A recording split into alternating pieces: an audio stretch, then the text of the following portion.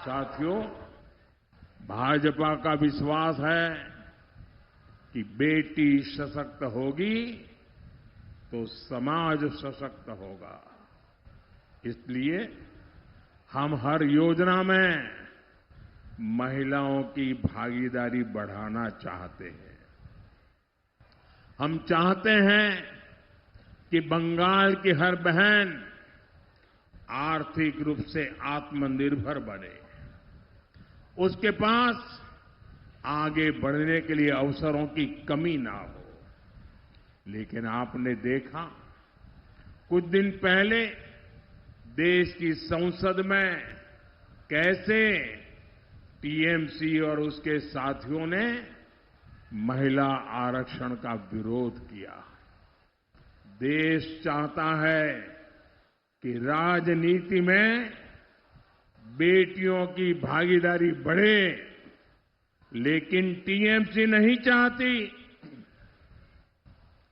भाजपा चाहती है कि देश की नारी शक्ति सशक्त हो, लेकिन टीएमसी इसके विरोध में खड़ी हो गई है। आज बंगाल में हमारे साथी घर घर जाकर मातृशक्ति भरोसा कार्ड दे रहे हैं। हर बहन को हर महीने 3,000 रुपये का भरोसा मिल रहा है, यानी 36,000 रुपया। मैं आपको विश्वास दिलाता हूं, बंगाल में भाजपा की सरकार बनेगी, उसके बाद महिलाओं को आगे बढ़ाने के लिए कई कदम उठाए जाएंगे। जिन अपराधियों और गुंडों को टीएमसी सरकार में पाला गया है, महिलाओं के खिलाफ बलात्कार जैसी घटनाओं के जो दोषी हैं, ऐसे हर अपराधी को कानून सजा देगा और हम सजा दिलवा कर रहेंगे। टीएमसी राज में बेटियां सुरक्षित नहीं है, लेकिन बीजेपी राज में एक भी बलात्कारी, एक भी क्रिमिनल सुरक्षित नहीं रहेगा। सबका हिसाब होगा और ये मोदी की गारंटी है।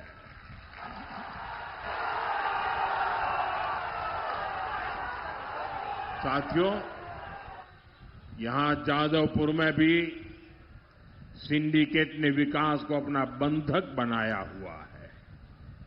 यहां बालू, ईंट और सीमेंट की सप्लाई पर किसका कब्जा है? क्या ये किसी से छिपा है? बीते वर्षों में अवैध निर्माण में के मामले कई गुना बढ़ गए हैं। जो लोग खुद को जादवपुर का शुभचिंतक कहते हैं, वो जमीनों पर अवैध कब्जा कर रहे हैं। जादवपुर के वेटलैंड्स को देख लीजिए, यहां लैंड माफिया कैसे पर्यावरण को निगल रहे हैं। क्या ये सब बिना निर्मम सरकार की मिलीभगत के हो सकता है? और अगर कोई अपनी जमीन पर घर बनाने की कोशिश करे तो उन्हें सिंडिकेट वालों को प्रोटेक्शन मनी देनी पड़ती है। ऐसे हालात को हमें बदलना ही होगा। साथियों, जादवपुर यूनिवर्सिटी का नाम दुनिया भर में सम्मान से लिया जाता था।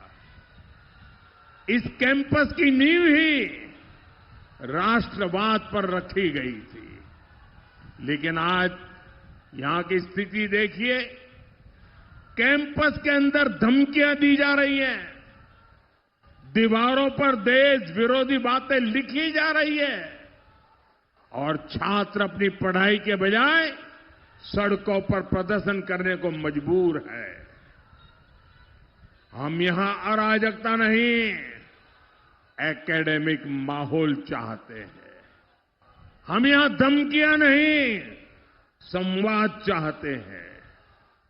जो सरकार अपने ही राज्य के सबसे बड़े शिक्षण संस्थान को नहीं बचा सकती, वो बंगाल का भविष्य क्या बचाएगी?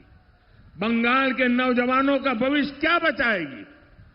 साथियों, देश जब अंग्रेजों के अत्याचार से, अंग्रेजों के दमन से तंग आ चुका था, तब नेताजी सुभाष चंद्र बोस ने आजादी की आस जगाई थी। उन्होंने पूरे देश को आह्वान किया था, तुम मुझे खून दो, मैं तुम्हें आजादी दूंगा। आज बंगाल 15 साल के महाजंगल राज से परेशान है।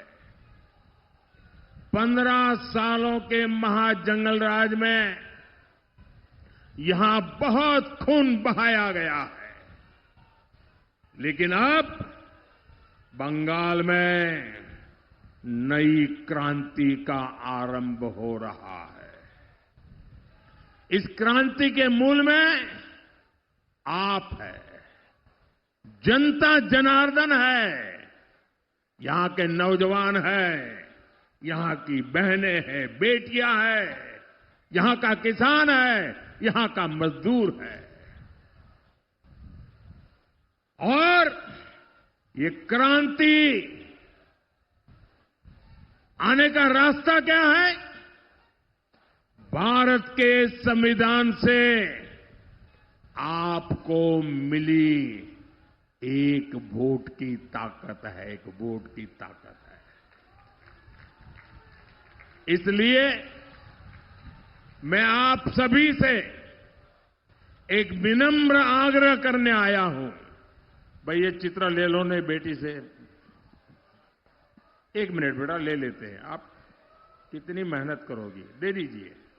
धन्यवाद, धन्यवाद, धन्यवाद, धन्यवाद।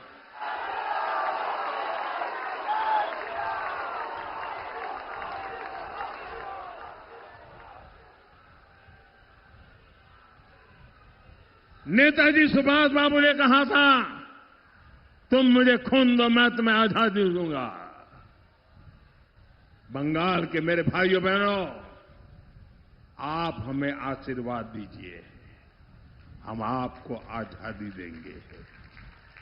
आप हमें आशीर्वाद दीजिए, हम आपको आजादी देंगे।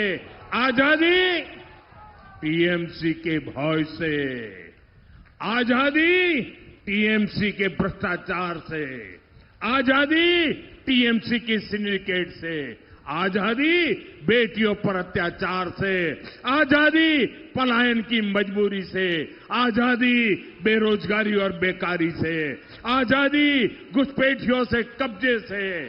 साथियों,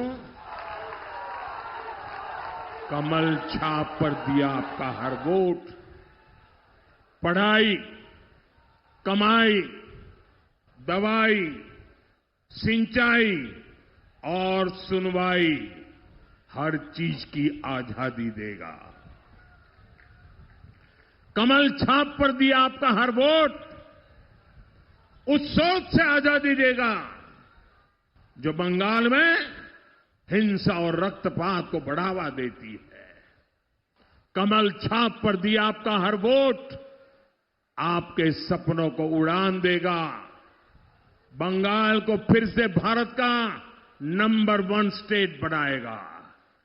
कमल छाप पर दिया आपका हर वोट बंगाल को डॉक्टर श्यामा प्रसाद मुखर्जी के सपनों का बंगाल बनाएगा।